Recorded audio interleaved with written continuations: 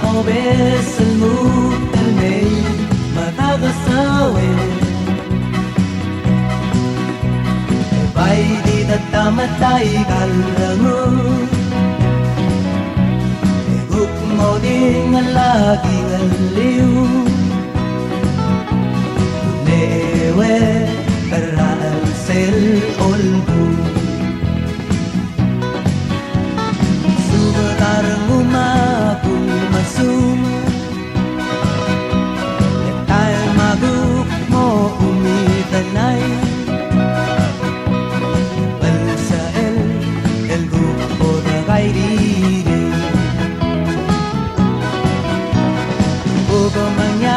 sa tiragang may salmo'y mise como dame o de gabi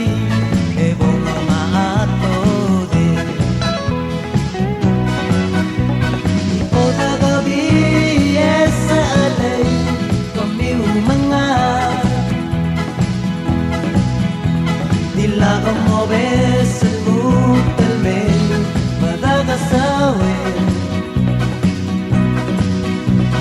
Bay di tatamatay kalango Huguk mo din ang laging aliw Ewe karaan sel olbu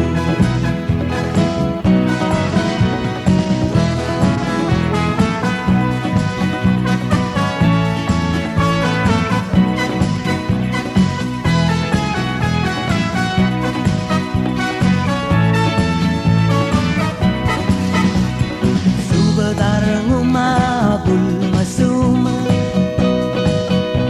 Letay maguk mo umitanay Kembal sa el grupo da gairire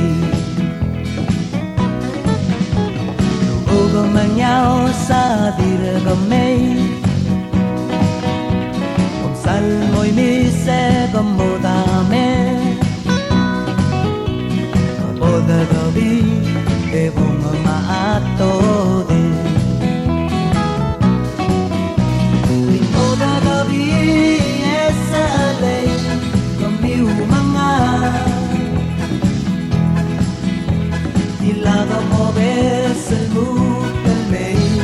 magagasawe E bay di tatamatay